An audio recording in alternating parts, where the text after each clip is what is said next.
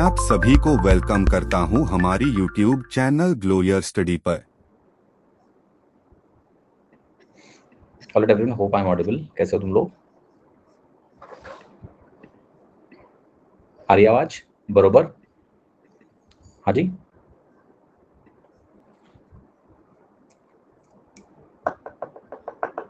तो चलो क्लास की शुरुआत करते हैं। खुशी की बात पहले करें या गम की? खुश होना चाहते हो आज? बता दें पहले कि मन तुम्हारा प्रफुल्लित हो जाए। हाँ, कि दुखी करें पहले? चलो खुशी कर देते हैं। आज वाली क्लास सिर्फ 1.5 घंटे की है। हाँ जी, मात्र 1.5 घंटे की क्लास है, काफी दिनों बाद। खुश हो गए? चलो, तो इसका मतलब यह है कि बिना समय बर्बाद किए हुए क्लास की शुरुआत करते हैं। पहले कुछ सवाल करेंगे जो बेसिक 3D मेंसुरेशन के क्वेश्चंस हैं, और जहां पर अटकोगे वही मौका है कि हम कॉन्सेप्ट की बात करेंगे। ठीक है, बाकी सारी बातों को भी थोड़ा साइड में रख दो वंशराज जी, क्योंकि अगले 1.5 घंटे या 1 घंटे 20 मिनट मान लेते हैं, पढ़ लेते हैं, फिर आप कोई भी बात करोगे तो मैं उसके बारे में एक्शन ले पाऊंगा, उसके पहले नहीं। ठीक है, चलिए।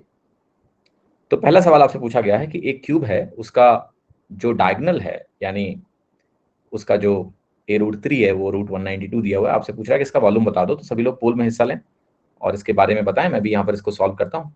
तो आपको किसी भी क्यूब का डायगोनल क्या होता है? उसका डायगोनल होता है a√3, और उस a√3 की वैल्यू √192 के बराबर होती है। a√3 की जो वैल्यू है √192, इसको हम बोलेंगे 64 तो ये 8√3 के बराबर हो जाएगा। a की वैल्यू 8 के बराबर आ जाएगी। और जो क्यूब का वॉल्यूम होता है वो किसके बराबर होता है? आप कहोगे a क्यूब के बराबर होता है। a क्यूब की वैल्यू हमारी 8 का क्यूब हो गई, और 8 का क्यूब हमारा होता है 512। 512 हमारा क्या है? Option C. ठीक है, तो सी उत्तर आपका यहाँ पर करेक्ट हो जाएगा, सही हो जाएगा। सी इज द राइट आंसर। हाँ जी, समझ में आ रहा है सभी को? हर्ष जी, क्लास के अंत में बात करें। पहले जब क्लास में पढ़ाई हो रही हो तो पढ़ना है आपको, बाकी जनरल क्वेरीज क्लास के अंत में, बीच में नहीं। क्वेश्चन नंबर 2, एक क्यूब का वॉल्यूम मुझे दिया है 1728 सेंटीमीटर क्यूब। इसका टोटल सरफेस एरिया बताना है, कितना होगा? तो किसी भी क्यूब का जो आयतन होता है, मैं पोल देता हूँ आपको, अगर हिस्सा लेना है पोल में तो लें।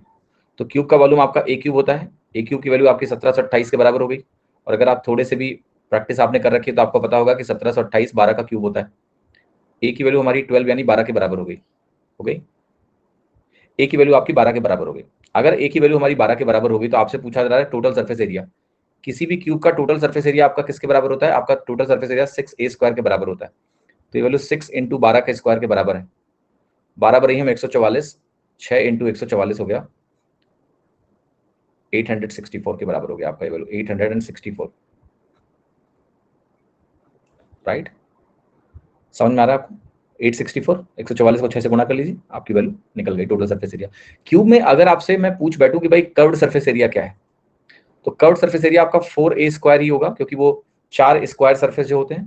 तो आपको वैल्यू आपकी बनेगी 4 × a² इज 8 का स्क्वायर, तो 4 × 12 का स्क्वायर, सॉरी यहाँ पर इस केस में 12 है, 12 का स्क्वायर आपका 144 होगा, 144 × 4 576 हो जाता है। ये वैल्यू आपकी 576 के बराबर होगी। ये हमारा आंसर हो गया। Okay, this is the answer.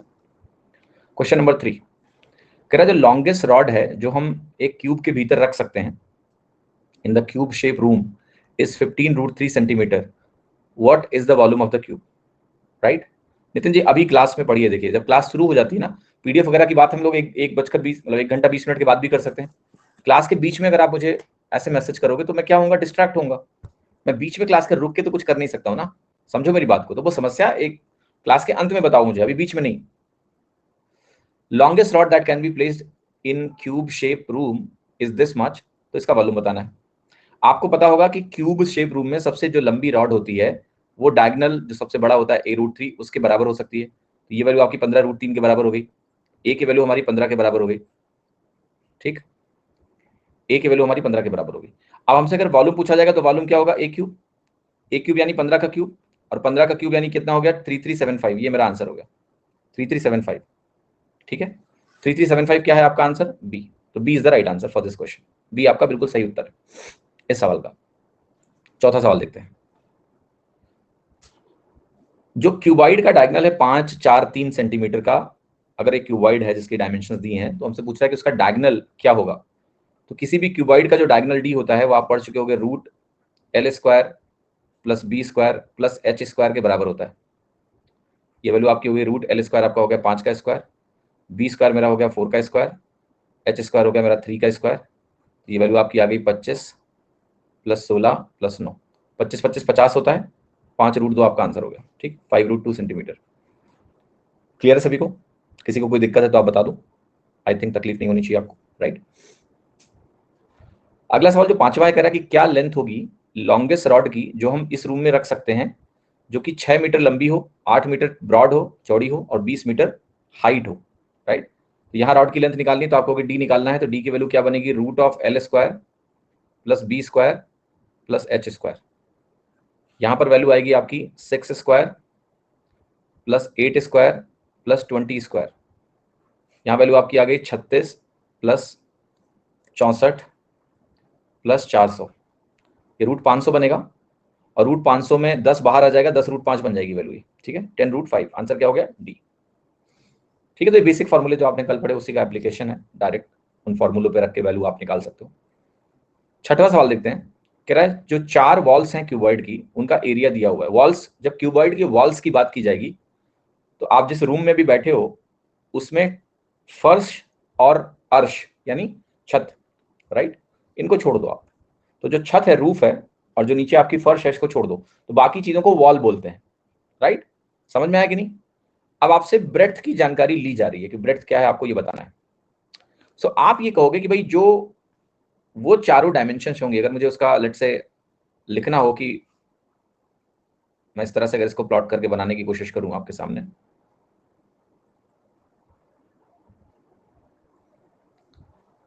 तो हम इसकी और इसकी टॉप और बॉटम की बात नहीं कर रहे हैं, ये बॉटम है, टॉप है, इसकी बात नहीं कर रहे हैं। इसके अलावा जो 4 वॉल्स होंगी उनका एरिया मैं आपको लिख के दिखाता हूं। तो एक बनेगा L इंटू एच से और एक बनेगा B इंटू एच से, तो twice of L plus B into H जो है, ये चारों वॉल्स का एरिया होगा, एरिया ऑफ 4 वॉल्स, ठीक है। और ये वैल्यू हमारी 448 के बराबर हो गई। यहां से आपको जो वैल्यू निकालनी है, मुझे बी अगर निकालना है तो बाकी जानकारी दी होगी। यहाँ पर आपको लेंथ 18 दिया है, रखते हैं, तो ये हो गया आपका 18 प्लस ब्रेड्थ आपका बी है। हाइट आपकी कितनी है, 8 सेंटीमीटर, 8 लिखिए, यहाँ पर आपकी वैल्यू 448 के बराबर है। 8 दूनी 16 बनेगा, 16 दूना 32, 16 8 128 बन गया। अब बी की वैल्यू आपकी कितनी होगी, 10 के बराबर हो गई। बी 10 के बराबर हो गया, तो मेरा आंसर क्या हो गया, ए 10 is the right answer, right. Clear? समझ में आएगा नहीं? तो ब्रेड्थ आपको कैलकुलेट होकर मिल गई कि that is equal to 10 centimetre.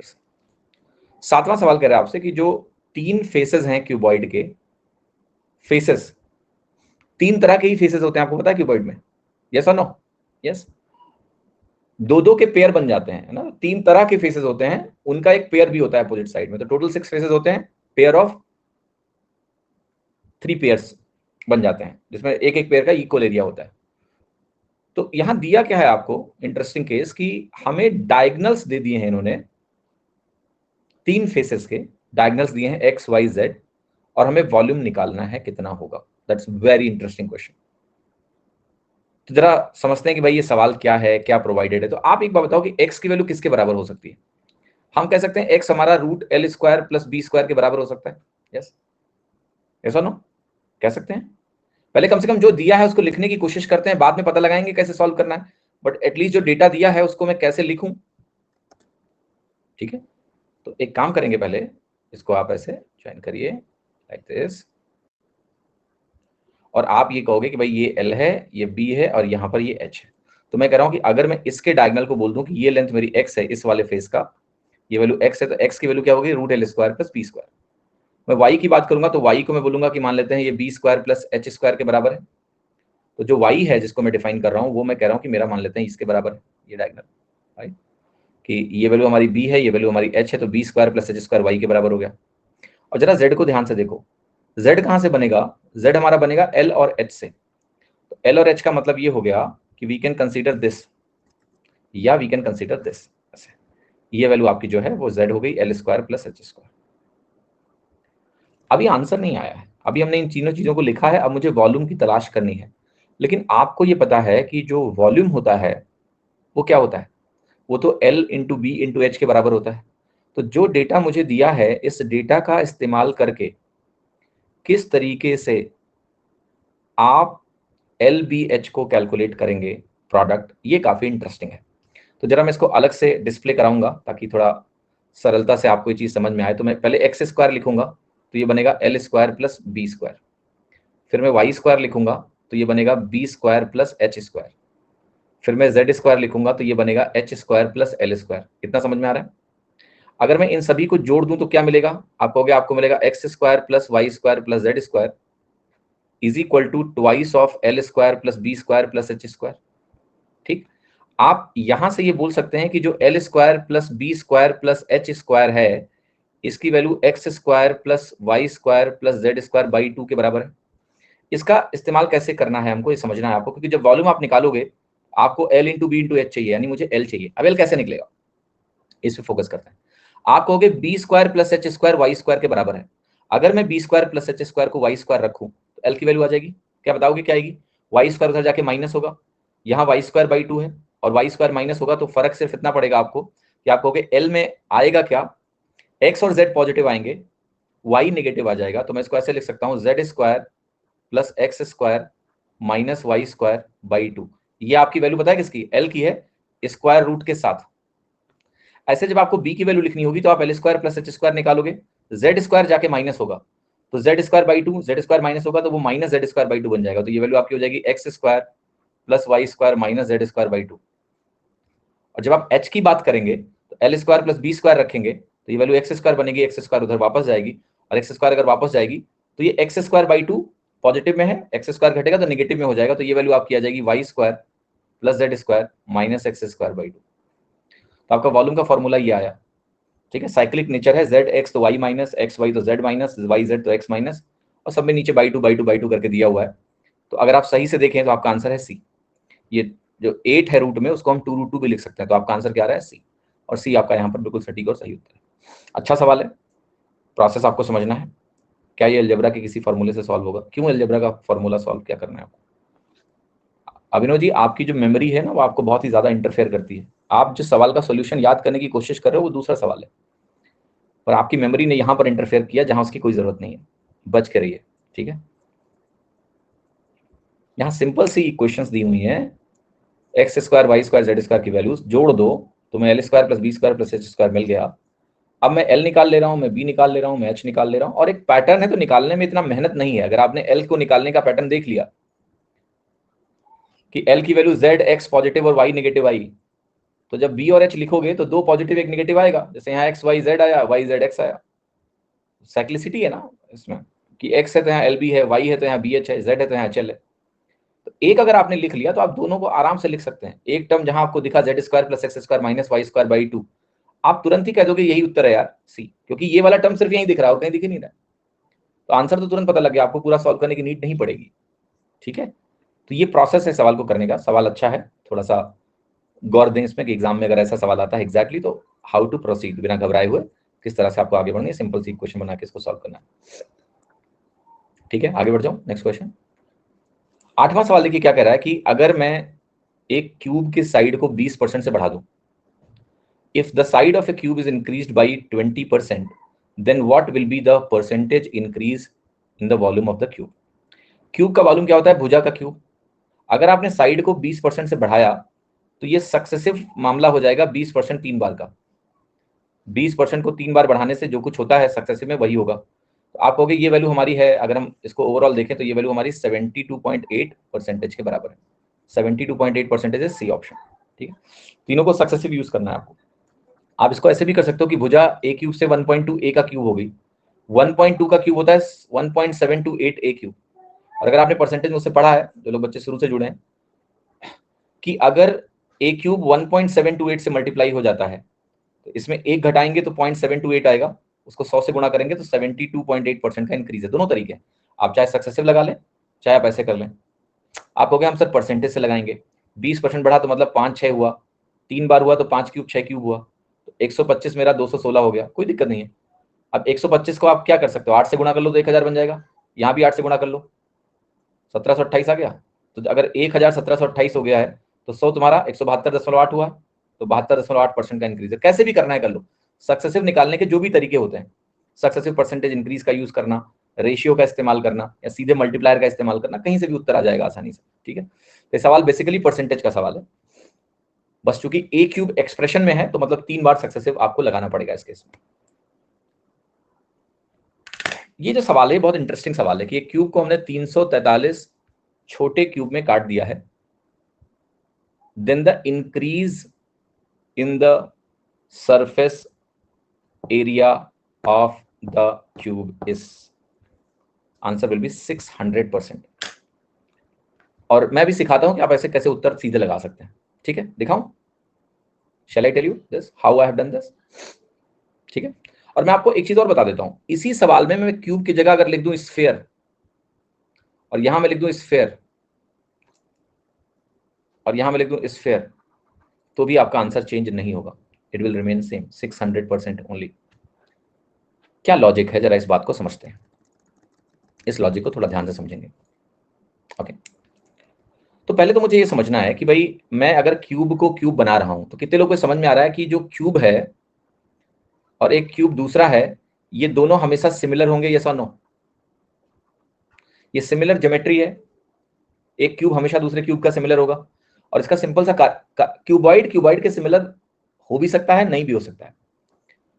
एक क्यूबॉइड का दूसरे क्यूबॉइड से सिमिलर होने के लिए हमें और जानकारी चाहिए कि भैया करस्पॉन्डिंग साइड के रेशियोज बराबर हैं, लेकिन एक क्यूब क्यूब के पक्का सिमिलर होगा क्योंकि यहां पर सिर्फ एक वेरिएबल होता है, वो है भुजा, और अगर एक भुजा 2 गुना हुई तो सारी भुजाएं 2 गुना हो गई, तो नेचुरली ये आपके सिमिलर होते हैं, इसमें कोई डाउट नहीं होता है। सिमिलरली अगर मैं आपके सामने यहां लिखूं स्फीयर और यहां भी मैं लिखूं एक स्फीयर दूसरे स्फीयर से हमेशा सिमिलर होगा। क्यों? क्योंकि स्फीयर में सिर्फ एक ही वेरिएबल होता है, वो है रेडियस। क्या रेडियस के अलावा कोई और डिफाइनिंग वेरिएबल होता है? नहीं, केवल रेडियस। अगर आपने कहा एक स्फीयर का रेडियस दूसरे स्फीयर का 2 गुना है तो इट इज एनफ कि ये स्फीयर स्फीयर के सिमिलर ही होगा। तो जो सिमेट्रिक फिगर्स होते हैं क्यूब और स्फीयर, ये हमेशा एक दूसरे के सिमिलर ही होते हैं। सेकंड पॉइंट, हमने कहा हमारे पास एक क्यूब है और हमने एक दूसरा क्यूब बनाया और हमें दिया हुआ है कि हमने इसके 343 क्यूब बनाए हैं। जरा एक बात समझो, मैं ये जो आपने 343 क्यूब बनाए हैं, लेटर से मैं उनकी भुजा को 1 मान लेता हूं, उसके आयतन को आप 1 मान लो, भुजा 1 होगी तो आयतन 1 होगा, यानी जो ओरिजिनल क्यूब मेरे पास होगा, can you tell me one thing कि वो उसके एक क्यूब का वॉल्यूम कितना होगा? 7 क्यूब। 343 यहां तभी बनेगा भाई, ये 343 इंटू 1 यानी एक यूनिट के वॉल्यूम के 343 क्यूब पहले इकट्ठा थे, तो वो 7 क्यूब के बराबर है। तो इसका मतलब है कि इनिशियल क्यूब का हमारा जो भुजा था वो 7 था, और अभी जो क्यूब मेरे पास है उसकी भुजा क्या है? 1 है। इसको दूसरी भाषा में आप ऐसे समझ सकते हो कि जब मेरे पास कोई एक क्यूब दिया हो और अगर मैं उसकी भुजा को 1/7 कर दूं, तो एक सिंगल क्यूब का वॉल्यूम कितना हो जाएगा? 1/7 का होल क्यूब। सेम वॉल्यूम प्राप्त करने के लिए मेरे को इतने हिस्से करने पड़ेंगे। अगर मैं कहूं मेरे पास एक बड़ा सा क्यूब है, उसका वॉल्यूम 1 यूनिट है, मैंने उसकी भुजा को 1/7 कर दिया, तो नया वॉल्यूम इतना हो गया, लेकिन टोटल मुझे अगर 1 ही रखना है तो मुझे यहाँ 7 क्यूब करना पड़ेगा। तो आप ऐसे समझ सकते हैं कि यार भुजा अगर 1/7 होगी तो नंबर ऑफ क्यूब 7 क्यूब होंगे। भुजा को 1/7 आपने किया तो सेम वॉल्यूम मेंटेन करने के लिए 343 क्यूब मिलेंगे मुझे। तो ये डेटा तो यहाँ साफ साफ दिख रहा है कि भैया आपने 343 क्यूब्स बनाए, यानी भुजा 1/7 हो गई। ये बात समझ में आ गई? या भुजा का रेशियो 7:1 हो गया। अब अगर आप टोटल सरफेस एरिया लिखोगे तो आप कैसे लिखोगे? 6 into A2 square is to 6 into A1 square. 6 से 6 भी कट जाएगा, तो ये अगर A2 स्क्वायर और यहाँ पर A1 स्क्वायर का मामला है, लेट अस से फॉर एग्जांपल, जो कि मैं यहाँ पर लिख रहा हूँ आपके सामने, तो अब मेरा प्रश्न जो आपसे है वो ये है कि जो 1 और 7 आपने लिखा, ये किस चीज का रेशियो है? ये रेशियो आपका है, एक क्यूब इसका लो तो ये 49 बनेगा, और एक क्यूब में इसका लूं तो 1 बनेगा। बट क्या मुझे इसका एक क्यूब लेना है? जी नहीं, इसके 343 क्यूब है। Let's look at this. Effectively what I want to say कि यहां पर मेरे पास 6, अगर मैं ओरिजिनल भुजा मान लिया, मान लो A स्क्वायर है, ध्यान से देखना, तो यहां कितना मुझे मिलेगा? आप कहोगे भुजा को आपने A/7 कर दिया, into square into 6 into 343 cube है तुम्हारे पास, तो उसे गुणा भी तो करना पड़ेगा। 6 से 6 कट जाएगा, A स्क्वायर से A स्क्वायर कट जाएगा, ये 7 स्क्वायर इस 7 क्यूब को काट के छोड़ेगा 1:7। तो मतलब अगर आप भुजा को 1/7 कर रहे हो तो जो छोटे छोटे क्यूब्स मिलेंगे आपको ढेर सारे, उनका टोटल सरफेस एरिया डेफिनेटली ज्यादा होगा। कल ही आपको सिखाया था मैंने, जब आप किसी चीज को काटते हो तो सरफेस एरिया क्या होता है? बढ़ जाता है। अब क्यूब को अगर आपने क्यूब में काटा है तो कहने का मतलब है अगर भुजा को आप 1/7 कर दोगे तो होगा क्या कि जो ये छोटे छोटे क्यूब्स का टोटल सरफेस एरिया बनेगा वो ओरिजिनल क्यूब का 7 गुना होगा। ये बात आप ध्यान रखिए, सिंपल। अगर आपने ये मैथमेटिकली यहाँ प्रूव हो रहा है आपके सामने, मैंने ए लिख के प्रूव किया आपके सामने कि अगर आपने भुजा को, या इसको छोड़ो आप अभी ऐसे समझो, मैंने कहा मेरे पास एक क्यूब है, मान लेते हैं उसका वॉल्यूम 1 यूनिट का है, ठीक है, 1 लिख दिया। आपने कहा मैंने उसकी भुजा को n हिस्सों में बांटा, 1/n कर दिया, तो नंबर ऑफ क्यूब्स कितने मिलेंगे आपको? n क्यूब मिलेंगे। ये बात समझ में आ गई सभी को? वॉल्यूम इक्वल हो जाएगा 1:1। अब अगर मैं सरफेस एरिया में घुस जाऊं यही चीज निकालने में, मैंने कहा क्यूब का वॉल्यूम 1 है, भुजा 1 है, तो वॉल्यूम बनेगा 6 × 1 स्क्वायर, मतलब टोटल सरफेस एरिया ये बनाया। यहां टोटल सरफेस एरिया क्या बनेगा? टोटल n क्यूब मेरे पास क्यूब्स हैं, हर एक क्यूब का जो सरफेस एरिया होगा वो होगा 6 × 1/n का होल स्क्वायर। 6 से 6 कटेगा, आप ध्यान से देखिए, आपको यहां मिलेगा 1 और यहां मिलेगा n। इस बात को बहुत अच्छे से दिमाग में बिठा लो कि अगर मैंने एक क्यूब की भुजा को 1/n कर दिया तो हमें ढेर सारे क्यूब मिलेंगे। कितने क्यूब मिल जाएंगे? n cube number of cubes मिल जाएंगे। अगर मैं उन n क्यूब्स का टोटल सरफेस एरिया निकालूं और पहले से कंपेयर करूं पहले वाले क्यूब से, तो ये जो टोटल सरफेस एरिया है वो पहले वाले बड़े वाले क्यूब के सरफेस एरिया का n गुना होगा। इसी जानकारी की वजह से मैंने सवाल का उत्तर सीधे लगा दिया था 600%। कैसे लगाया था आप देखो ध्यान से। आपने कहा एक क्यूब से आपने 343 छोटे क्यूब्स बनाए। 343 का मतलब क्या है? 7 क्यूब, यानी आपने भुजा को 1/7 किया। अगर भुजा को 1/7 किया तो पहले वाले का टोटल सरफेस एरिया अगर 1 होगा तो बाद में सारे क्यूब को मिला के टोटल सरफेस एरिया जो बनेगा वो 7 होगा, क्योंकि भुजा को 1/7 किया आपने। अब आपका टोटल सरफेस एरिया कितने से बढ़ गया? आपने कहा 1 से 7 यानी 6 यूनिट से बढ़ गया, और 6 यूनिट 1 के बेस पर 600% बनाएगी। आंसर हो जाएगा आपका डी। समझ में आया? यही मैंने किया था। मैं यही समझा रहा हूं कि अगर यही सवाल स्फीयर का होगा तो भी कोई फर्क नहीं पड़ेगा, क्योंकि वहां भी सेम कहानी है। अगर आप एक स्फीयर के रेडियस को 1/7 कर देंगे तो वहां क्या होगा? वहां पर 343 छोटे छोटे स्फीयर मिलेंगे, और जब आप उन 343 छोटे छोटे स्फीयर का टोटल सरफेस एरिया लिखोगे, सेम कहानी वहां भी बनेगी, 1:7। तो सवाल का उत्तर नहीं बदलेगा एज लॉन्ग एज आपके पास एक 3D सिमिलर फिगर है, मतलब क्यूब से क्यूब जा रहे हो, स्फीयर से स्फीयर जा रहे हो, दोनों केस में सेम सवाल सेम उत्तर देंगे। सभी को बात समझ में आई कि नहीं? इसको अपनी भाषा में पिरो के लिख लेना ताकि आपको कोई तकलीफ ना हो। अपनी भाषा में इसको पिरो के लिख लेना आप लोग, ठीक है? इफ इट इज क्लियर से yes, if it is not clear से नो। हाँ जी, ऑलराइट।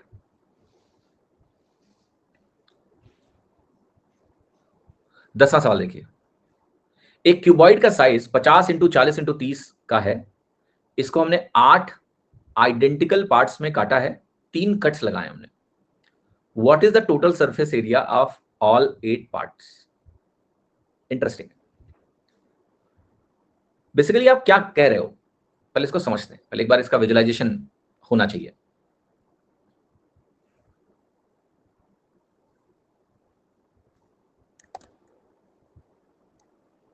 इसको ऐसे यहां जोड़ो, ऐसे ऐसे ऐसे और ऐसे।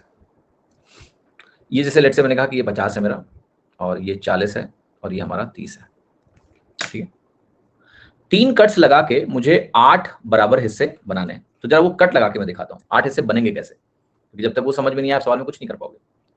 देखो, एक कट आप इस ब्रेड्थ में मिड पॉइंट से लगाओ ऐसे। अच्छा बताओ, जब मैंने ये कट लगाया तो आपके कितने हिस्से हो गए? 2 हो गए। क्लियर?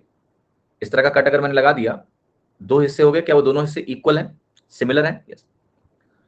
अब मैंने कहा कि मैं यहां जो लेंथ है ना, इसके अबाउट भी कट लगाऊंगा। मिडिल से कट लगाना शुरू करो, ऐसे बिल्कुल ऐसे कट लगा दो। अच्छा अब बताओ आप कितने हिस्से हो गए मेरे पास? अगर मैंने मिडिल से भी ये वाला कट लगा दिया तो क्या मेरे पास टोटल 4 हिस्से हो गए? आपको दिख रहे हैं? यस, इक्वल हैं, बिल्कुल है। अच्छा अब एक कट हम यहाँ हाइट के अबाउट भी लगा देते हैं। तो अगर मैं हाइट के अबाउट भी एक कट लगा दूं इस तरीके का, आप मुझे बताओ अब आपके पास कितने हिस्से हो गए? टोटल 8 हिस्से आपको यहां दिखने चाहिए। देखो, एक ऊपर का बॉक्स कोई भी ले लो, उसमें आपको आगे पीछे 2 हिस्से दिख रहे हैं, और 2 चौके 8 हिस्से हो गए। उन 8 हिस्सों में अगर आप बहुत गौर से देखें, मैं एक हिस्सा पकड़ लेता हूं, उस एक हिस्से की लंबाई कितनी होगी? एक हिस्सा पकड़ो उसमें से। आपको पता है सारे कट कहां लगे हैं? हाफ हाफ पे लगे। तो एक की लंबाई हो गई 25, एक हिस्से की चौड़ाई कितनी हो गई? 40, एक हिस्से की ऊंचाई कितनी हो गई? 15, और ये 40 नहीं होगा, 20 होगा, ठीक है। ये उसमें से एक क्यूबॉइड की डायमेंशन हो गई। मुझे क्या करना है, मुझे 8 क्यूबॉइड मिले हैं ऐसे, मैं इनका एरिया लिखूंगा तो एक क्यूबॉइड का एरिया होगा 2, पहले लिख दिया और 8 लिख दिया क्योंकि 8 है। एलबी हो गया 500 प्लस बी एच हो गया 300 प्लस एच एल कितना हो गया 15 इंटू 25 375 के बराबर हो गया। ये वैल्यू आपकी हो गई 16 और ये हो गया 5 3 8 3 1175 के बराबर हो गया। मैं इसको गुणा करूंगा तो 16 इंटू 11 आपका आएगा 176,000 और 16 इंटू 75 की अगर मैं बात करूं 75 हो गया आपका 300/4, 3/4 सोच लो, तो ये आपकी वैल्यू हो गई सिंपली 1200। ठीक, 18800 आपका आंसर हो गया, जो कि आंसर है सी। तो ये इंपॉर्टेंट है समझना कि भाई जो कट्स लगे वो कैसे लगे। तो 8 हिस्से अगर आप देख लोगे तो आपके लिए सवाल बहुत सरल है, कोई मुश्किल नहीं है। ठीक है, क्लियर है सभी को? यस। 11वां सवाल देखिए आप, कह रहा है एक सॉलिड क्यूब है, उसकी भुजा 8 सेंटीमीटर की है, इसको हमने it is cut along diagonals of top face to get 4 equal parts, what is the total surface area of each part. बहुत अच्छा सवाल है, इसको बहुत गौर से देखना और समझना, वरना कुछ समझ में नहीं आएगा। तो इसको बहुत ध्यान से मेरे साथ बने रहिएगा इस सवाल में, पूरा फोकस आपका यहीं पर होना चाहिए। सवाल समझना, पहले पहले कह रहा है आपसे कि आपके पास एक क्यूब है, तो मैंने वो क्यूब बनाया।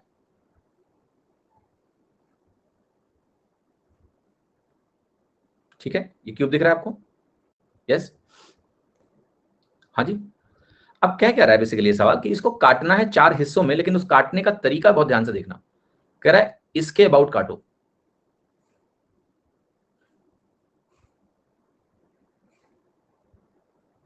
जो मैंने डॉटेड लाइन रखी है समझ लो कि आप अपना चाकू ले रहे हो और ऐसे काट रहे हो। अब देखो यहां पर आपको 4 हिस्से मिलेंगे, वो जो 4 हिस्से तुम्हें मिलने वाले हैं ना, वो 4 हिस्से जो मिलने वाले हैं, मैं उन चारों हिस्सों को जरा बना के तुम्हें दिखाता हूं। बेसिकली यहां अंदर थोड़ा विजुअलाइजेशन आपके लिए शायद मुश्किल होगा देख पाना एग्जैक्टली, बट आप टेंशन ना लें, मैं एक हिस्से को जरा बाहर निकाल लेता हूं एंड उस एक हिस्से को जब मैं बाहर बनाऊंगा आपको समझ में आ जाएगा कि क्या हुआ है। राइट, तो जरा देखो ध्यान से, मैं एक हिस्सा बाहर निकाल रहा हूं, समझ लो कि कोने से यहां से एक हिस्सा मैंने बाहर निकालने की कोशिश करी है, कुछ इस प्रकार से।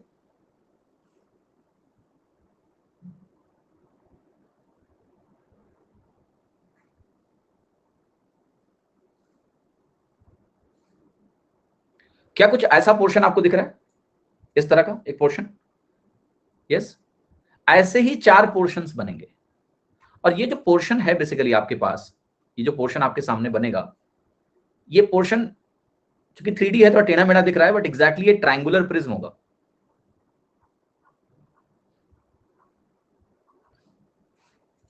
This is triangular prism. अब इस ट्रायंगुलर प्रिज्म का अगर मैं सरफेस एरिया लिख लूं और इसका 4 गुना कर दूं तो मेरा आंसर आ जाएगा। मेरे कुछ सवाल हैं जिसका जवाब आप सभी को देना है। ये जो सरफेस आप देख रहे हो, ये इसका शेप क्या है? पैरेललोग्राम में क्या है? ये रेक्टेंगल है। पैरेललोग्राम दिख रहा है बट 3D में दिख रहा है, ये रेक्टेंगल है एक्चुअली बाकायदा। क्यों? क्योंकि भैया यही वाला पोर्शन तो है, ये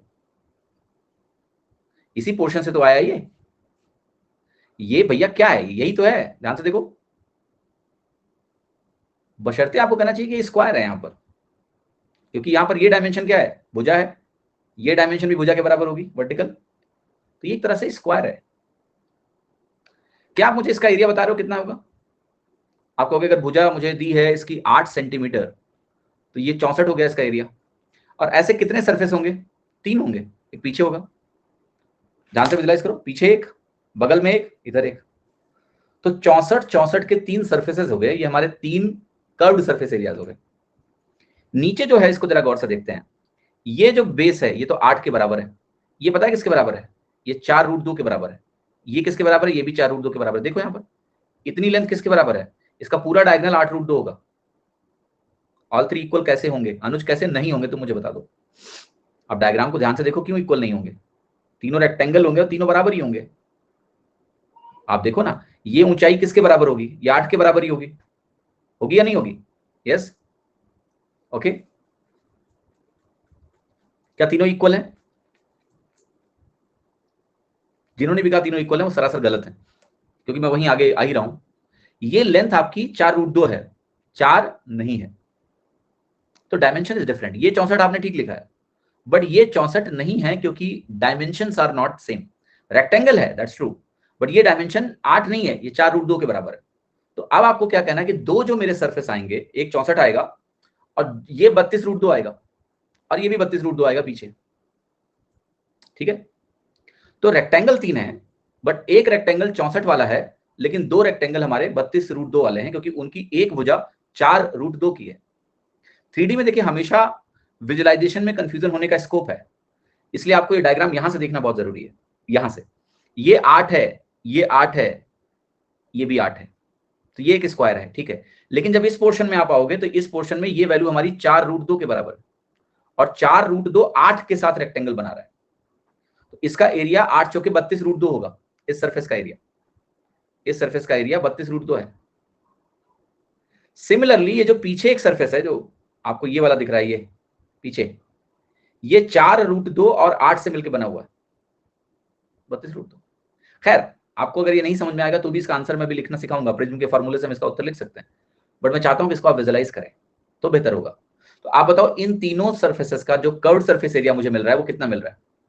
आप कहोगे 64 प्लस 64√2 मिला कि नहीं मिला? यस। 4√2 कैसे आया प्रगति जी? ऊपर जो एक सरफेस है क्यूब में वो क्या होता है? स्क्वायर होता है। स्क्वायर का डायगोनल कैसा होता है? a√2 होता है, यानी 8√2 होता है। 8√2 का आधा है, अगर आपने डायगोनल के अबाउट काटा है तो आपको ध्यान होगा स्क्वायर में जो डायगोनल्स होते हैं वो बाइसेक्ट करते हैं एक दूसरे को, राइट। एक और मजेदार बात है, ये जो ट्राइंगल बन रहा है, ये ट्राइंगल में आपको पता है ये 90 डिग्री का कोण होगा। कौन सा वाला कोण 90 डिग्री होगा? राइट एंगल ट्राइंगल बनेगा या नहीं बनेगा? देखो यहां ये राइट एंगल बनाएगा, 4√2 की जो दो भुजाएं है ना, ये 90 डिग्री का कोण बनाती हैं स्क्वायर में। याद है कि नहीं ये बात? ये भुजा जो 4√2 की दो भुजा होती है, ये और ये और ये, अगर 4√2 की दो भुजाएं तो ये 90 डिग्री का कोण बनाती हैं। तो जब मैं बेस एरिया लिखूंगा, BA बेस एरिया, जो कि टॉप एरिया के बराबर है, ये बेस एरिया किसके बराबर होगा? हाफ इंटू 4√2 इंटू 4√2, 16 के बराबर है। तो अगर मैं टोटल सरफेस एरिया लिखने जाऊंगा तो आपको पता है इस 16 का डबल करना पड़ेगा मुझे 32, क्योंकि ट्वाइस ऑफ बेस एरिया हो गया, प्लस 64 प्लस 64√2, ये वैल्यू हो गई आपकी 96 प्लस 64√2, ये ऑप्शन। मैं इसी सवाल को दूसरे तरीके से भी लिख के आपको दिखाता हूं, राइट। Same question.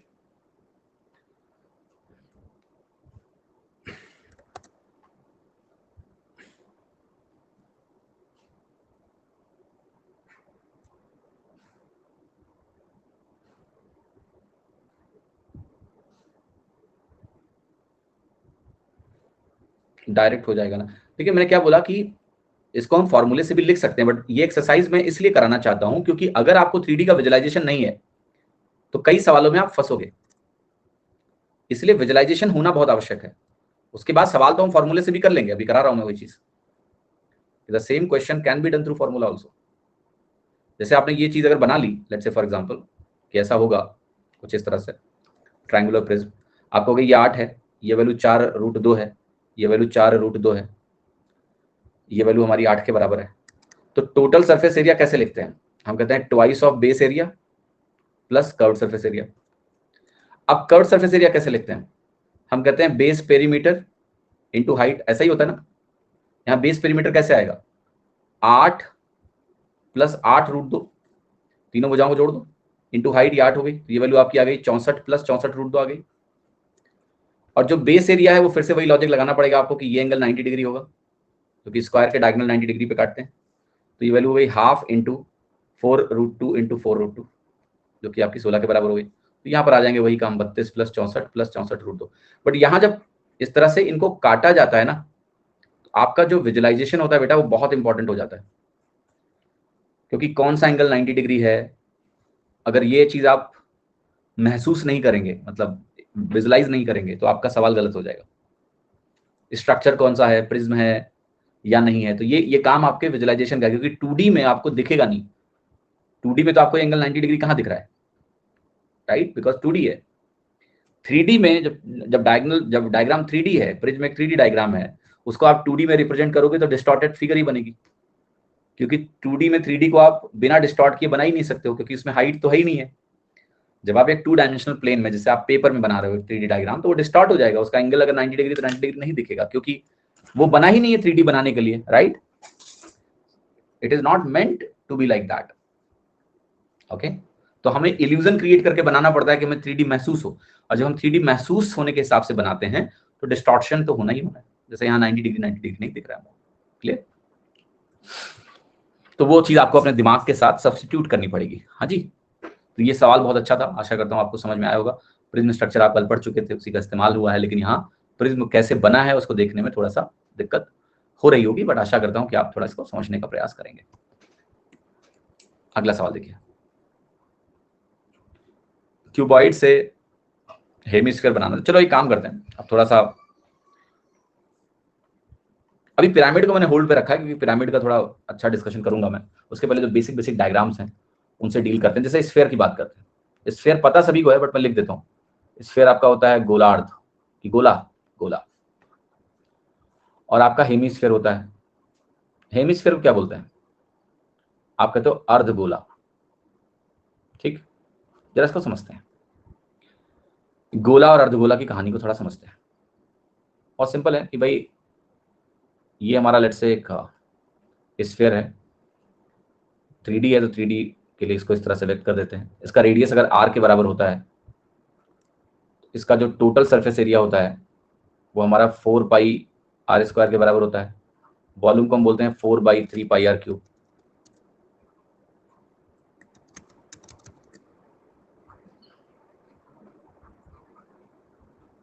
और इसमें जो टोटल सरफेस एरिया पूरा कर्वी होता है, राइट? स्फीयर में entire total surface area is the curve surface area, because इस तरह का ये डायग्राम होता है। अब बात करते हैं अर्धगोला की।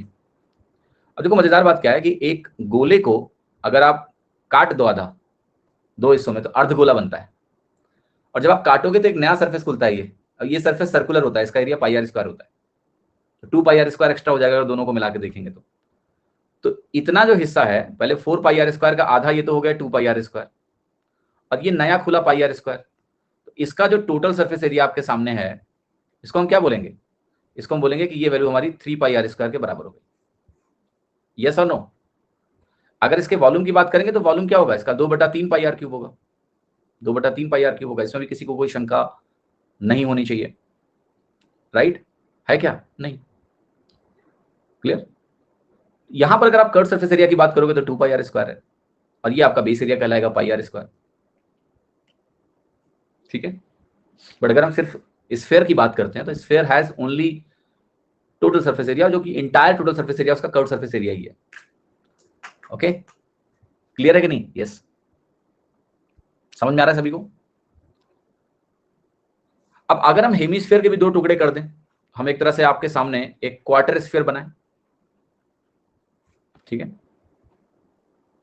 तो देखना इसको, इंटरेस्टिंग है। होगा क्या, किस तरह का डायग्राम बनेगा, पहले तो ये समझते हैं, क्योंकि यहां से आपको थोड़ा दिमाग को अच्छे तरीके से दौड़ाना पड़ेगा। इसेंशियली हम इसको दो हिस्से में काटने जा रहे हैं। तो एक अर्धगोला बना लेते हैं पहले। इस तरह का एक हमारे पास अर्धगोला है, राइट? इसके हम दो हिस्से करने जा रहे हैं। इसके अगर हम दो हिस्से करेंगे तो कहानी कैसे होगी जरा समझना। एक तरह से आप इसको मान लिया यहां से काट दे रहे हो ऐसे, इस तरह से अगर आपने इसके टुकड़े किए, खच करके दो पार्ट किए, जरा सोचने की कोशिश करिए कि यहाँ पर क्या होने वाला है, मतलब किस तरह का डायग्राम आपको यहाँ पर प्राप्त होने वाला है। अगर आपने इसको यहाँ से काटा तो आपको ये समझ में आ रहा होगा कि नीचे वाला जो पोर्शन है, ये इतना पोर्शन, ये तो इसके साथ चला जाएगा, और बाकी आधा पोर्शन किसी और के साथ चला जाएगा। और ऊपर जो पोर्शन आपको मिलने वाला है वो भी क्या होगा? That will also look like a hemisphere. तो जो दो हिस्से मिलने वाले हैं आपको, जरा मैं उसको बना देता हूँ, बड़ा इंटरेस्टिंग है। और सही बात है कि अगर आप इस सीजन में तरबूज या खरबूज काट लें तो आपको ये चीज काफी बेहतर तरीके से समझ में आ जाएगी कि यहाँ पर क्या होने वाला है एसेंशियली। तो एक तो ये पोर्शन आपको मिलने वाला है ऐसे, लाइक दिस, ऐसा। एक मिनट, तो एक तो आपको ये पोर्शन ऐसा मिलेगा जहां पर ये आपके पास एक अर्धगोला वाला पोर्शन बचेगा। और यहां ऊपर से क्या होगा, ऊपर से भी जो आपके पास पोर्शन आपको मिलने वाला है, एक तरह से कुछ इस तरह से आपको पोर्शन मिलेगा। इस तरह से आपका एक अगर आपने हेमिस्फीयर को 2 टुकड़ों में बांटा तो कुछ ऐसा मिलेगा। जहां पर ये वाला जो पोर्शन आपको दिख रहा है ये भी सेमी सर्कल होगा और ये पोर्शन भी क्या होगा, ये भी सेमी सर्कल होगा। ये जो हिस्सा है चूंकि एक स्फीयर में ये पहले ही ये उसी का हिस्सा है और आपने उसका 1/4 किया तो ये वैल्यू 4πr²/4 यानी ये वैल्यू πr² के बराबर होगी। ये वैल्यू आपकी πr² के बराबर है, ये वैल्यू मेरी πr²/2 के बराबर है, ये वैल्यू भी मेरी πr²/2 के बराबर है। तो जो ओवरऑल इसका टोटल सरफेस एरिया आपको मिलेगा यहां पर, अगर मैं इस डायग्राम का टोटल सरफेस एरिया लिखूं तो आप देख रहे हो आपकी वैल्यू क्या आ रही है, ये वैल्यू आपको मिल रही है टोटल 2πr²। तो एक स्फीयर के अगर आप 4 टुकड़े कर दें इस तरीके से, राइट, तो you will get a total surface area of एक हिस्से का 2πr²। कितने लोगों को मेरी बात समझ में आई? यस और नो? हाँ जी, क्लियर है? एक मैं आपको इंटरेस्टिंग पैटर्न सिखाता हूं अगर आप देखना चाहें तो। जब हम स्फीयर से हेमिस्फीयर गए, एक स्फीयर का टोटल सरफेस एरिया 4πr² है, 2 हेमिस्फीयर का टोटल सरफेस एरिया कितना है? 6πr² है या नहीं है? से यस है या नहीं है? कितना बढ़ गया? 2πr²। क्यों बढ़ गया? क्योंकि जब आप एक पूरा इधर से उधर पूरा कट मारोगे तो πr² खुलेगा, 2πr² टोटल खुलेगा। इसलिए टोटल सरफेस एरिया अगर आप 2 हेमिस्फीयर का लो तो वो 2πr² ज्यादा है ओरिजिनल स्फीयर के टोटल सरफेस एरिया से। फिर आप जरा इस क्वार्टर स्फीयर को देखो, इसके टोटल सरफेस एरिया को 4 से गुणा कर देते हैं क्योंकि 4 हिस्से हैं टोटल। अगर 4 से गुणा करोगे तो कितना मिलेगा? 8πr²। क्या हुआ है? फिर से क्या हुआ है? फिर से क्या हुआ है? टोटल 4 से 4 बढ़ गया, 2πr², फिर से 2πr², 8πr² हो गया। अब आप मुझे एक बात बताओ, अगर आप तमीज से सोचें तो हम स्फीयर के बराबर अगर हिस्से करना चाहते हैं, हम एक कट और मार सकते हैं। जैसे अगर आप क्यूब को ध्यान से देखो तो क्यूब में हमने 3 कट्स लगाए थे, लेंथ, ब्रेड्थ और हाइट के बिल्कुल बीच में, याद है आपको? क्यूबॉइड वाला जो केस था, या क्यूब वाला केस ले लो, तो टोटल हमें 8 हिस्से मिलते हैं इक्वल साइज के जो हम लगा सकते हैं। सिमिलरली हम स्फीयर में भी अगर हम एक्स एक्सिस, वाई एक्सिस और जेड एक्सिस, यानी एक नींबू ले लेना, आज घर में ट्राई करना, ऐसे ऊपर से इधर काट दो, फिर ऐसे इधर काट दो, 3 एक्सिस जो होती है ना एक्स वाई जेड, वो मेंटली विजुलाइज कर लो, एक्स वाई और जेड, और तीनों एक्सिस के बाद अगर आप कट लगा दो डायमीटर के अराउंड तो टोटल 8 इक्वल पार्ट्स बनेंगे। कितने पार्ट्स बने? टोटल 8 इक्वल पार्ट्स बन जाएंगे। मैं उसको यहां बनाने नहीं जा रहा हूं, ठीक है? अगर 8 इक्वल पार्ट समझना है तो आपको एक कट और लगाना पड़ेगा, वो चीरा इसके बीच में लगेगा बिल्कुल, मतलब समझ रहे हो, यहां से ऐसा कुछ होगा, टिक टिक टिक टिक टिक टिक टिक टिक यहां, और फिर टिक टिक टिक टिक यहाँ। ये घर पे एक्सपेरिमेंट करना, काट के यहाँ लग जाएगा। तो ऐसे टोटल 8 हिस्से मिल जाएंगे। अब उन हर हिस्से का अगर मुझे टोटल सरफेस एरिया लिखना हो तो मैं 1 सेकंड में लिख सकता हूँ। कैसे? 3 कट्स लगाए, 6πr² बढ़ जाएगा, तो 4πr² प्लस अगर आपने 3 कट मारे तो हर कट में 2πr² बढ़ना है, 3 और कट मार दिए, 6πr² बढ़ गया। हिस्से कितने टोटल मेरे पास? 8, तो 10πr²/8 बना, और 10πr²/8 को मैं क्या लिखूंगा? अगर मैं इसको 2 से काट दूं, 2 पंचे 10, 2 चौके 8, 5/4πr²। तो 8 इक्वल पार्ट्स अगर आपने किए तो आपको करना ही इतना है, या तो 2 करोगे या 4 करोगे या 8 करोगे, राइट? इक्वल पार्ट्स की अगर बात करें तो 2 4 8 के अलावा कुछ नहीं होगा। और अगर 2 4 8 होगा तो 8 इक्वल पार्ट के केस में total surface area of each part, मैं लिख रहा हूं, total surface area of each part जो निकल के आएगा वो आएगा 5/4πr²। That's it. समझ में आ गया लॉजिक? तो बहुत ज्यादा परेशान नहीं होना है, राइट? बहुत ज्यादा परेशान नहीं होना है। चलिए सवाल ट्राई करिए आप। तब तक ये हेमिस्फीयर का छोटी सी बात हमने कर ली। नेक्स्ट क्वेश्चन आप ट्राई करो, मैं 1 मिनट में वापस आ रहा हूँ। 1 मिनट।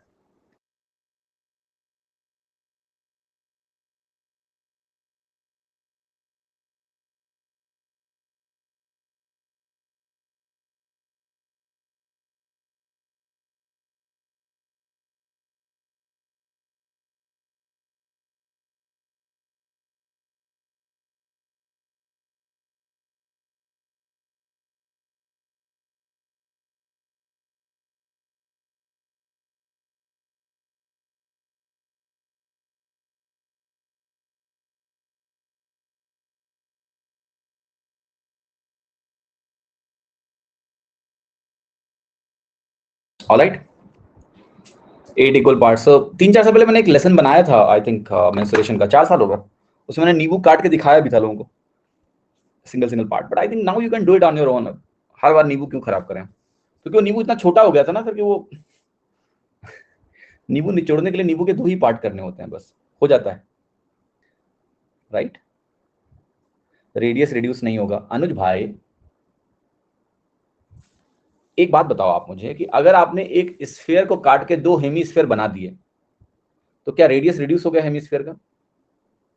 आप बताओ, मैंने एक स्फीयर लिया, उस स्फीयर से मैंने 2 हेमिस्फीयर बना दिए, तो क्या हेमिस्फीयर का रेडियस छोटा हो जाता है स्फीयर से? कैसी बातें कर रहे हो आप? स्फीयर को अगर आप काटते जा रहे हो तो उसके हिस्से होते जाएंगे, उसका रेडियस थोड़ा ना कम हो जाएगा कि हेमिस्फीयर का रेडियस कम हो गया, क्वार्टर स्फीयर का रेडियस कम हो गया, नहीं ना। तीसरा कट कैसे लगेगा? जैसे यहां पर लगा, यहां कैसे लगा 3 कट, देखो।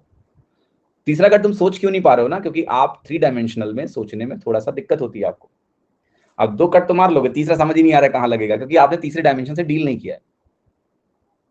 स्फीयर के एरिया का प्रूफ हो सकता है क्या? अभिनव, हर चीज का प्रूफ तलाशना नहीं है आपको, बिकॉज आपको पीएचडी नहीं करनी है, राइट। समझे कि नहीं? होने को क्या नहीं हो जाएगा, लेकिन हर चीज आपके स्कोप के बाहर है, हर चीज आपके स्कोप में नहीं है। आप जिस एग्जाम की तैयारी करो उसके लिए थोड़ा सा लिमिटेड होना जरूरी है आपको।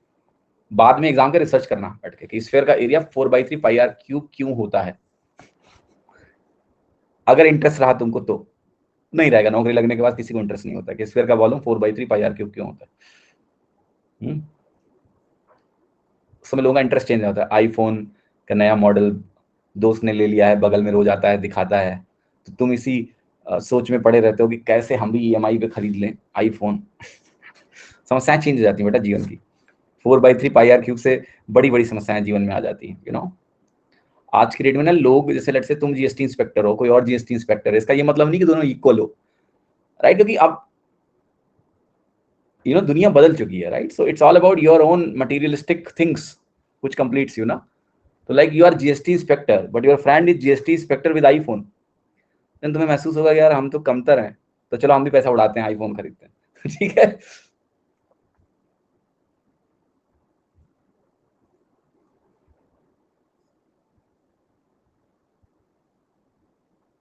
ऑलराइट,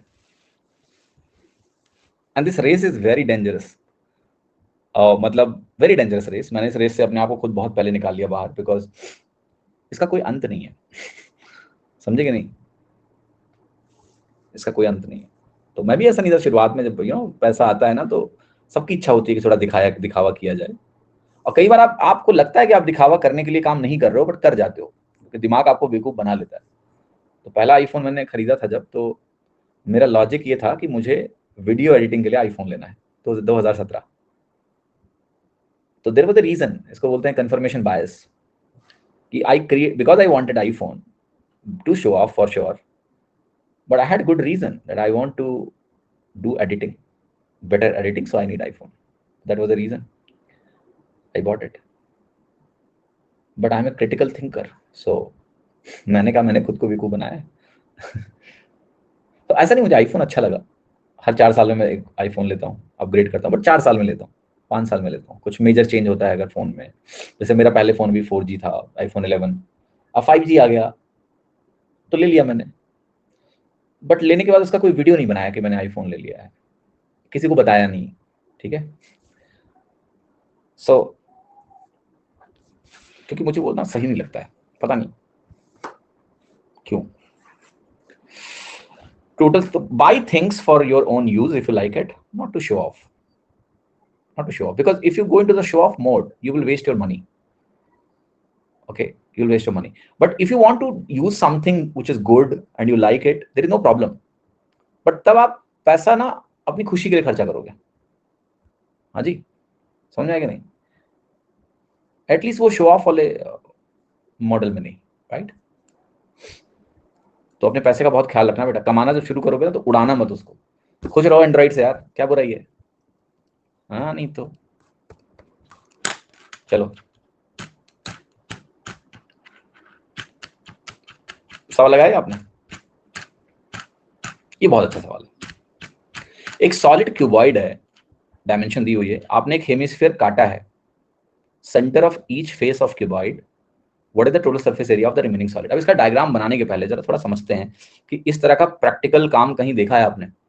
कभी आपने आइसक्रीम खाई है? वो डब्बे में रखे रहते हैं और आप कहते हो कि वो एक स्कूप निकाल के दे दो, है? यूजुअली क्या होता है, आपको होता है वो स्कूप जो होता है ना, स्कूप, वो भी हेमी स्फेयर शेप का होता है, वो स्कूप जिससे निकालते हैं, राइट? तो वो एक टब टाइप का होता है जिसमें आइसक्रीम रखी है। सपोज करो कि वो अनयूज्ड है, किसी और को उसने दिया नहीं है, तो आप जाओगे तो ऊपर से आपको एक फ्लैट, एक क्यूबॉइडल बढ़िया आइसक्रीम मिलेगी। और फिर वो जो स्कूप से जब आइसक्रीम निकालेगा ना ऐसे ऊपर से, लेट्स अज्यूम वो होता इसी टाइप का है, हेमिस्फेयर टाइप का होता है। जब वो निकालता है तो एक कैविटी क्रिएट हो जाती है हेमिस्फेरिकल शेप की उस आइसक्रीम में। ये कुछ उस तरह का केस है। लेट अस थोड़ा लालच पैदा करने के बजाय आइसक्रीम को सोचते हैं कि हुआ क्या। जब वो स्कूप से उसने आइसक्रीम निकाला, आपको पता है क्या हुआ? एक सरफेस छुपा हुआ था जो आइसक्रीम का अंदर वो खुला, बाहर आया। उस स्कूप ने अंदर गया और जब वो निकाला तो जो क्लोज सरफेस था वो ओपन हुआ, बाहर आया, राइट? तो क्या हुआ केस में समझाता हूं। So like this happened. मैं हेमिस्फीयर बना लेता हूं पहले। लेट्स से जैसे ये एक स्कूप है आइसक्रीम का, एक स्कूप जो बाहर निकला, लेट्स से फॉर एग्जांपल, और ये वहां से अंदर निकाल के उसने तुम्हारे कप या कोन में बिठाया, लेट्स से इस तरीके का, ऐसे ना ऊपर रख देता है ऐसे टक से। तो ये जो बाहर निकला, जरा इसको समझते हैं। ये स्कूप बाहर जो निकला है, इसमें हुआ क्या है? ये जो सरफेस आपको दिख रहा है ऊपर की तरफ, ये सरफेस आपको टॉप पे विजिबल होगा। वो जो टब था जिसमें आइसक्रीम रखी हुई थी, ये उसका टॉप पोर्शन है, ये वहां से निकला है, तो ये ऑलरेडी दिख रहा था, इसमें कोई दिक्कत नहीं है। लेकिन ये जो कर्व सरफेस है आपको दिख रहा है ना, ये अंदर था। दिस वाज कंप्लीटली इनसाइड वो जो बॉक्स था जिसके भीतर वो आइसक्रीम थी पूरी, आइसक्रीम के अंदर छुपा हुआ था ना, ये अंदर का सरफेस है, सॉलिड है। ये बाहर निकला तो भैया देखो, ये जो मामला है ये तो पुराना है, ये तो था, और ये नया निकला है, बाहर आया है। नया जब भी निकलता है तो डबल निकलता है। जब सरफेस कोई खुलता है तो वो अकेला नहीं खुलता है, वो खुलेगा तो हमेशा एक पेयर क्रिएट होता है। लौकी काट के कल बताया था मैंने, आप लौकी को काटोगे, सिलेंडर काटोगे तो दो सरफेस खुलते हैं, एक कभी खुल ही नहीं सकता। जब एक सरफेस निकलेगा तो उसकी जगह एक और निकलेगा कहीं। तो जब ये आइसक्रीम उसने वहां से निकाली, उस क्यूबॉइड से ऊपर से, सोचो ऐसे निकाली, तो जो नया सरफेस खुला जो आइसक्रीम के साथ है अभी, वैसा ही एक सरफेस उस क्यूबॉइड के ऊपर भी क्रिएट हो गया। इसका एरिया तुम्हें पता है कितना है? 2πr²। तो क्यूबॉइड के भीतर भी एक शेप क्रिएट होगा 2πr² का, और ये ऑलरेडी था, ये क्यूबॉइड से गायब हो गया। तो let me make the diagram और समझाता हूं मैं आपको क्या हुआ है। लेट अस से ये आपका एक क्यूबॉइड है इस तरीके का,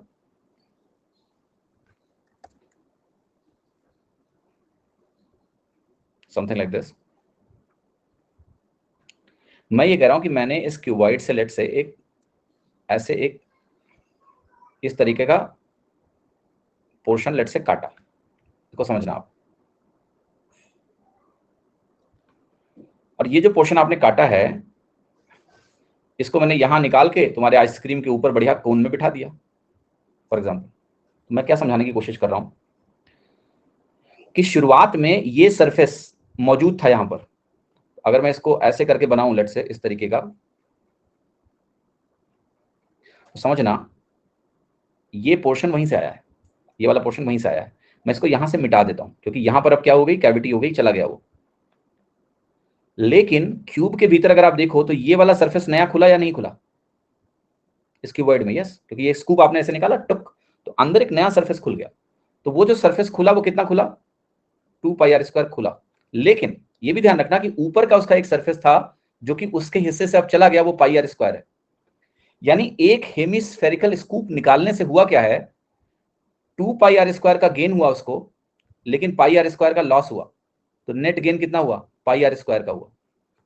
हर एक स्कूप आइसक्रीम का अगर आप निकाल रहे हो जो कि हेमिस्फेरिकल शेप का है, क्या हो रहा है समझ रहे हो आप? नेट πr² का सरफेस एरिया गेन हो रहा है किसको? क्यूबॉइड को। क्यूबॉइड हर एक स्कूप, समझ रहे हो? जब कोई भाई आइसक्रीम तुम्हें देगा, पैसा मांगे तो कहते नहीं दूंगा, तो तुम्हारा सरफेस एरिया बढ़ गया पहले से, हिसाब बराबर। What they are gaining every time, एक स्कूप वो तुम्हें दे रहा है, उसका सरफेस एरिया गेन हो रहा है यार, वो πr² का सरफेस एरिया गेन हो रहा है। उसको समझाना कि तुम्हें πr² का गेन हुआ तो पैसा क्यों मांग रहे हो हमसे? सरफेस एरिया बढ़ तो क्या तुम्हारा, ठीक है ना? अंडरस्टैंड, अभी सवाल को समझते हैं। ये एक लॉजिक समझ में आया सभी को कि अगर हमने आइसक्रीम का एक हेमिस्फेरिकल स्कूप बाहर निकाला तो जो टॉप में एक पाई आर स्क्वायर था पहले उसके पास, वो गया उसके वहां से, लेकिन 2 पाई आर स्क्वायर नया खुला, तो नेट पाई आर स्क्वायर का गेन उसको हुआ। अब इस सवाल में क्या किया गया है, इस सवाल में हेमिस्फीयर हर फेस से निकाला गया है। अगर आप हर फेस से एक हेमिस्फीयर निकालोगे तो क्या आपने टोटल 6 हेमिस्फीयर निकाले? क्या 6 पाई आर स्क्वायर का गेन होगा? Yes.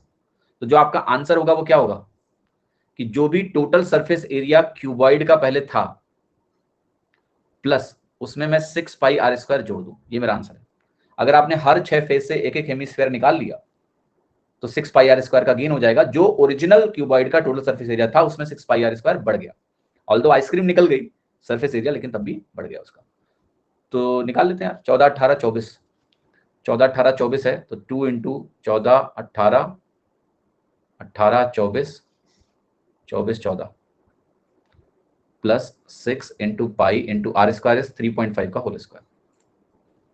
Yes, radius 3.5। Yes, solve करते हैं इसको।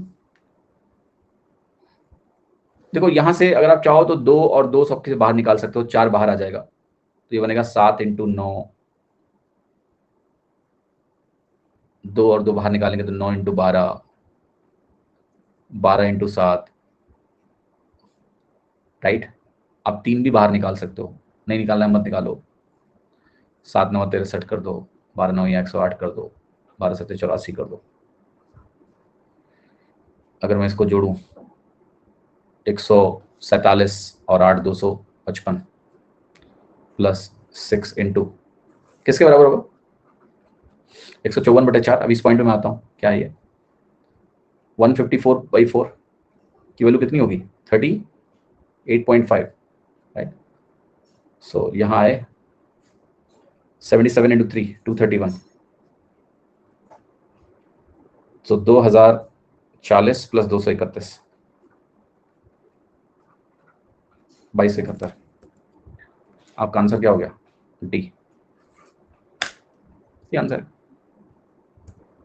ठीक है, anybody having any problem? I think no, clear होगा आपको क्या किया है मैंने। यस, बाकी तो कैलकुलेशन है।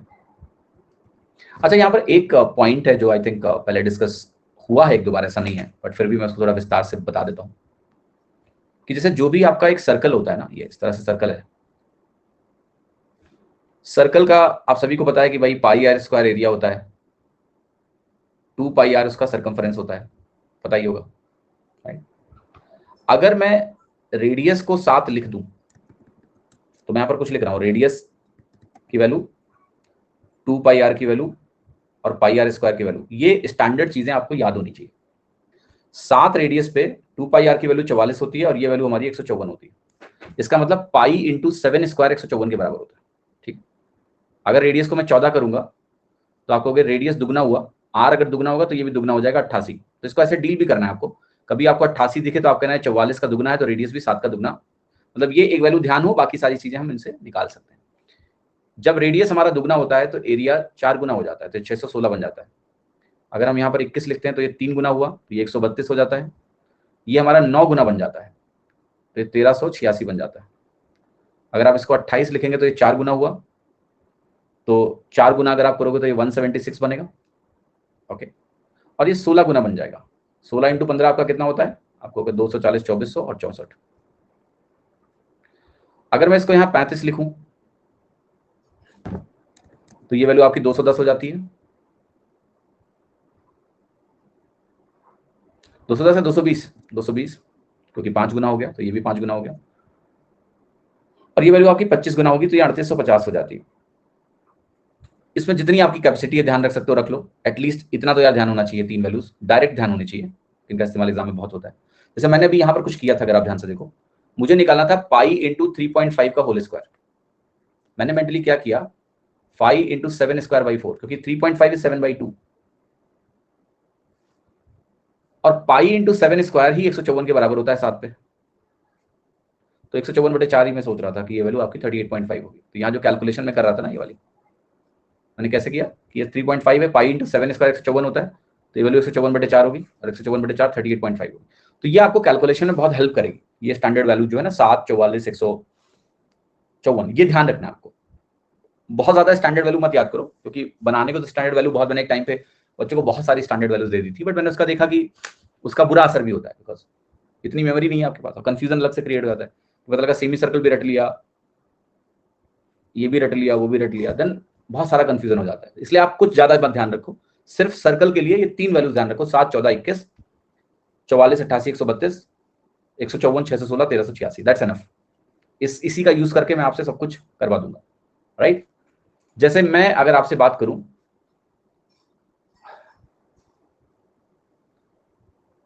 आकाश हेमिस्फेयर 2πr² × 6, आकाश वो डिस्कशन बेटा घर पे दोबारा एक बार देख लेना, आप थोड़ा कंफ्यूज हो रहे हो। एक बार फिर से वो आइसक्रीम की कहानी जो है वो जब रिवाइज करना घर पे तो समझ लेना, समझ में आ जाएगा मैंने क्या बोला, ठीक है। जैसे हेमिस्फेयर है, हेमिस्फेयर का 7 रेडियस पे एरिया क्या होगा, आप कहोगे पाई इंटू 7² 154 होता है, हेमिस्फेयर होगा तो आधा हो जाएगा, 77 होगा। 7 के रेडियस पे हेमिस्फेयर का एरिया 77 होता है, बट इसको रटो मत, प्रैक्टिस के साथ जब आप इसको करते रहोगे तो बहुत सारी चीजें आपके दिमाग में अपने आप फीड होंगी, बहुत ज्यादा लोड उसका नहीं लेना आपको। अगला सवाल देखिए, 3 क्यूब हैं, आयरन से बने हुए हैं, और उनका एज मतलब भुजा होती है, दी हुई है 6, 8, 10, इनको मेल्ट किया गया है और इससे हमने एक सिंगल क्यूब बनाया है, एक सिंगल यूनिफॉर्म क्यूब बनाया है। आपको नए क्यूब का एज बताना है, क्या होगा। तो बेसिकली आप जो 3 क्यूब्स आपके पास हैं उनको मेल्ट किया, उन तीनों का अलग अलग वॉल्यूम लिख लेते हैं। देखो जब 3 चीजों को आपने मेल्ट कर दिया तो टोटल वॉल्यूम इतना हो गया। इससे मुझे एक नया क्यूब बनाना है जिसकी भुजा हम ए मान लेते हैं, तो उसका वॉल्यूम ए क्यूब होगा, वो इसी के बराबर होगा। 6 का क्यूब 216 होता है, 8 का क्यूब 512 होता है, और 10 का क्यूब हमारा होता है 1000। ए क्यूब की वैल्यू इसके बराबर आ गई, और ए क्यूब की वैल्यू आपकी कितनी आ गई, यहाँ से 1728 आ गई। आप कहोगे ए की वैल्यू यहाँ से 12 आ गई, ए इज 12 सेंटीमीटर, ठीक है। 14वां प्रश्न देखें, एक कमरे की 4 दीवार और जो सीलिंग है रूम का, 4 walls and the ceiling of A room की बात हो रही है, मतलब 4 वॉल और सीलिंग, यहाँ फ्लोर की बात नहीं हो रही है, क्योंकि यहाँ पर वो पेंटिंग करा रहे हैं। पेंटिंग फर्श का भी पेंट होते हुए देखा तुमने, नहीं कराते लोग फर्श पेंट, है ना। फर्श पेंट नहीं होता, दीवारें और सीलिंग पेंट होती है, राइट। प्रैक्टिकल सवाल है, तो इनको पेंट कराना है, और कह रहा है कि पेंटर जो है ना वो एक पेंटर ए है, वो 200 मीटर स्क्वायर का एरिया 5 दिन में पेंट करता है, और जो पेंटर बी है वो 250 मीटर स्क्वायर का एरिया 2 दिन में पेंट करता है। अगर हम ए और बी दोनों को एक साथ लगा दें तो काम कितने दिन में पूरा होगा। पहले तो ये निकालो कि कितना एरिया पेंट होना है, ये बहुत ही इंटरेस्टिंग क्वेश्चन है।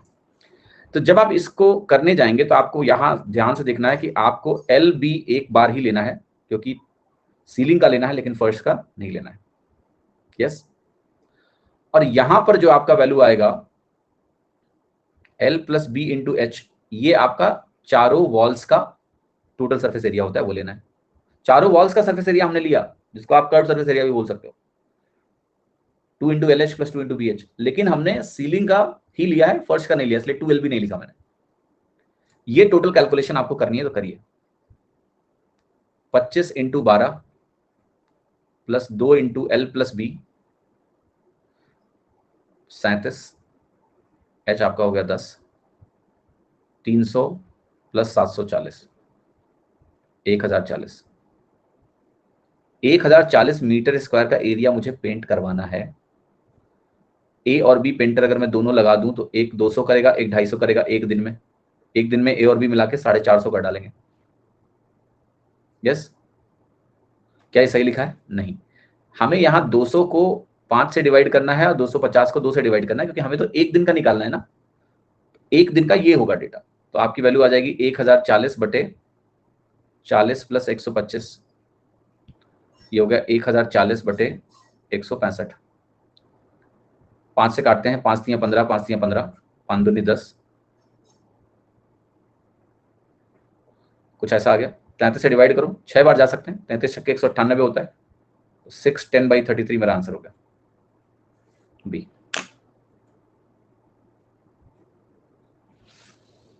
राइट, ये आपका उत्तर होगा। एक एक दिन का निकाल लिया, सॉल्व कर लिया। 15वां सवाल देखिए, 4 वॉल्स का जो एरिया है क्यूबॉइड का वो 57 स्क्वायर मीटर्स है, लेंथ 5.5 मीटर है, हाइट हमारी 3 मीटर है, ब्रेड्थ हमें बतानी है कितना है। Area of 4 walls of A cuboid, तो वॉल्स की बात करते हैं तो देखो एरिया 2 × L + B × H होता है, और ये वैल्यू मुझे 57 दी हुई है। लेंथ हमें दिया है 5.5, हाइट मुझे दिया है 3, ब्रेड्थ निकालना निकाल लेंगे, 3 से काटेंगे 19 या 57 बनेगा। ये हो गया आपकी वैल्यू 5.5 प्लस बी 9.5 के बराबर है, बी की वैल्यू आपकी 4 के बराबर है। आंसर हो गया दिस बी 4। चलो 16वां सवाल कर लो, ये आखिरी करेंगे सवाल आज का। 125 आइडेंटिकल क्यूब्स को हमने कट किया है एक बड़े क्यूब से, और सारे स्मॉलर क्यूब्स को हमने अरेंज किया है एक रो में, जिससे एक लंबा क्यूबॉइड बन गया है। आपको बताना है कि percentage increase in the total surface area of the cuboid over the total surface area of the cube. ये क्या होगा, राइट? तो पहले तो एक चीज समझना, आपको क्या कर रहे हो आप। एक काम करते हैं, क्योंकि हमें कुछ परसेंटेज चेंज वगैरह की बात हो रही है। अगर आप पहले क्यूब को देखो, 125 आइडेंटिकल क्यूब अगर काट रहे हो तो कैसे बनेगा? जब भुजा 1/5 करोगे तो 125 क्यूब बनेंगे। ये बात समझ में आई? अभी 343 हमने देखा था, जब 1/7 होता है तो 343 बनता है। तो अगर ये 5 का क्यूब है, इसका सिंपल सा मतलब है आपने भुजा को 1/5 किया। पहले की भुजा को अगर आप 5a बोल दो और बाद की भुजा को आप a बोल दो। मैं a इसलिए लिख रहा हूं क्योंकि एक ऑप्शन चूंकि नन ऑफ दीज है, तो आपके मन में ख्याल हो सकता है कि कोई डिपेंडेंसी ना हो कोई। अगर आप 5 और 1 मान के चलो तो a तो भाई आपने कंसिडर ही नहीं किया, इसलिए मैंने a लिख दिया है। क्योंकि नन ऑफ दीज भी मौजूद है, क्या पता a पे कोई डिपेंडेंसी हो कि भाई कितना भुजा है, तो नन ऑफ दीज लगाना पड़ेगा, इसलिए लिख दिया। अब आप क्या कह रहे हो कि भाई यहां भुजा 5a है, यहां भुजा मेरी a है। जरा समझना कि यहां क्या होने वाला है। अगर मेरे पास 125 क्यूब्स आएंगे और आप उनको ऐसे साइड बाय साइड जोड़ोगे, ऐसे, मैं लेंथ की बात कर रहा हूं बस, ये a है, ये आपका a है, पीछे भी आपका a ही जाएगा, यहां कोई टेंशन नहीं है। लेकिन जब आप इनको साइड साइड में रखोगे तो क्या आपकी लेंथ यहां पर 125 a हो जाएगी? यस। क्या ब्रेड्थ आपकी a ही रहेगी? क्या हाइट आपकी a ही रहेगी? यस। तो आप जरा समझते हैं टोटल सरफेस एरिया को। यहां जो टोटल सरफेस एरिया बनेगा वो बनेगा 6 × 5a का होल स्क्वायर। यहां जो टोटल सरफेस एरिया बनेगा वो बनेगा twice of LB which is 125a square plus BH जो कि है a स्क्वायर प्लस HL जो कि है 125a स्क्वायर। अब a स्क्वायर कॉमन होकर कट जाएगा, यानी a पे कोई डिपेंडेंसी नहीं है, ये बहुत अच्छी बात है। यहां पर 2 से आप काटोगे तो 3 बन जाएगा। मैं रेशियो लिखने की कोशिश कर रहा हूं, या भी इसको ऐसे रहने दो एज इट इज। ये वैल्यू आपकी हो जाएगी 25 छक्का 150 a स्क्वायर, ऐसे लिख लो। ये वैल्यू होगी 125 125 250 251 502 a स्क्वायर, लाइक दैट। ये एरिया आपका मिल रहा है। अब अगर परसेंटेज चेंज निकालना चाहता हूं तो a स्क्वायर से a स्क्वायर कटेगा, 150 मेरा 502 बन रहा है और मुझे परसेंटेज चेंज निकालना है, तो आपको भाई 150 है, ये हमारा 502 है, तो आपको ये वैल्यू 352 अधिक है। 352 बटे 150 इंटू 100, यही मुझे परसेंटेज कैलकुलेट करना है। 50 दूनी 100, 50 3, 352 का डबल करोगे आपको मिलेगा 704 बटे 3 परसेंटेज। 3 दूनी 6, 3 त्रिका 9, 3 चौके 12, 2/3%। तो 234 2/3% आपका आंसर क्या है? अच्छा सवाल है, समझ में आया कि लेंथ परिवर्तित हो जाएगी अगर आप इसको बगल बगल बगल बगल सटा के रख दोगे, राइट? तो the value will be this. एक और मजेदार ऑब्जर्वेशन मैं आपको यहां दिखाने जा रहा हूं, सभी लोग बहुत गौर से देखिएगा। आखिर क्यूब को जोड़ने से क्या होता है? देखो, आपको पता है अगर मैं इन सारे क्यूब्स को अलग अलग रखता, जोड़ता नहीं, और मैं टोटल सरफेस एरिया सोचता, कितना होता? आप कहते सीधा सीधा भैया 5 गुना होता है। यहां ये तो बता चुका हूं ना मैं आपको कि छोटे छोटे क्यूब जो है मेरे पास, उन सारे छोटे छोटे क्यूब का जो टोटल सरफेस एरिया होता, अगर यहां 1 है तो यहां 5 होता। क्या किसी को कोई डाउट है? नहीं।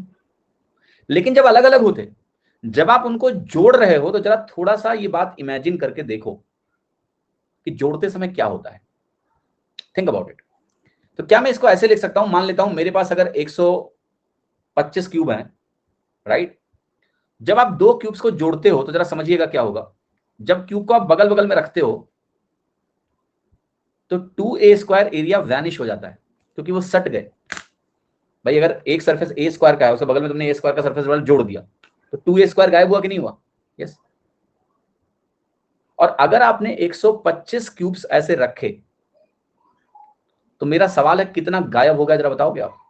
मैं मान लेता हूं यहां पर हर एक क्यूब का एरिया 6a स्क्वायर था, यानी 125 इंटू 6a² मेरे पास था, लेकिन 125 क्यूब को बगल बगल में रखने से 124 सरफेसेस ज्वाइंट होंगे और 124 इंटू 2a² गायब होगा। और यहां पर यही वैल्यू मेरे पास कितनी थी, 6 इंटू 5a का होल स्क्वायर। जरा देखो मिला कि नहीं मिला। जो वैल्यू यहां लिखी हुई है 25 का 150 a² यहां मिला, और यहां क्या मिला, 125 को 6 से गुणा करो कितना आएगा, 125 को अगर आप 6 से गुणा करोगे तो कितना आएगा, 650, और 650 में हमें कितना घटाना है, 248, 750, सॉरी सही बोल रहे हो, 750। जरा इसको माइनस करिए, 150a² से यहां क्या मिला,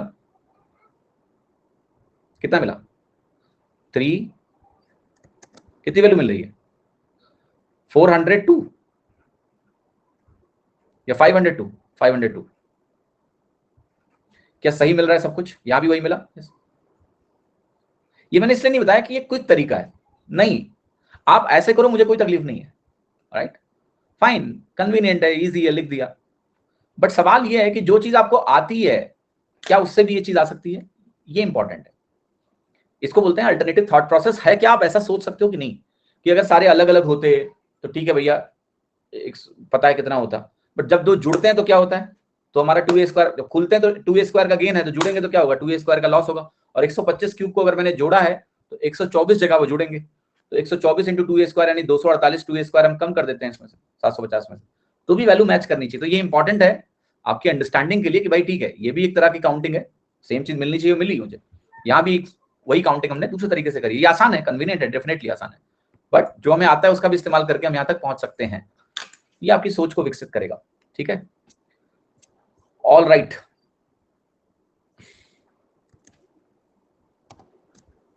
चलो कुछ क्वेरी बता देता हूँ। कुछ लोगों ने अपडेट सेक्शन में शीट अपलोड नहीं हो रही, बेटा अपडेट सेक्शन का एक्सेस एडुकेटर्स के लिए बंद हो गया है, तो अब हम उसमें शीट अपलोड नहीं कर सकते। ड्राइव लिंक हमने शेयर करी थी, उस ड्राइव लिंक में सारी सीट्स अरेंज करके डाल दी गई है, वहां से आप डाउनलोड करो, कोई पिछली क्लास की एक्सरसाइज आप देख सकते हो, या 1 मिनट रुको मैं आपको ड्राइव लिंक दे देता हूँ।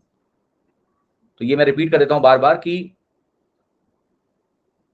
जो पीडीएफ हैं वो अब अपडेट सेक्शन में आपको नहीं मिला करेंगी, बल्कि एक ड्राइव लिंक के थ्रू आप उनको डाउनलोड कर सकते हैं, और वो ड्राइव लिंक आपकी ये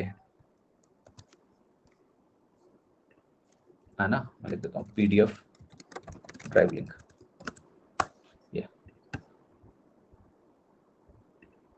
तो ये पिन कर दिया मैंने लिंक, वहां से क्लिक करके डाउनलोड कर लो, ठीक है। हाँ जी, प्लीज इसको डाउनलोड कर लीजिए। चलिए कल मिलेंगे शाम को।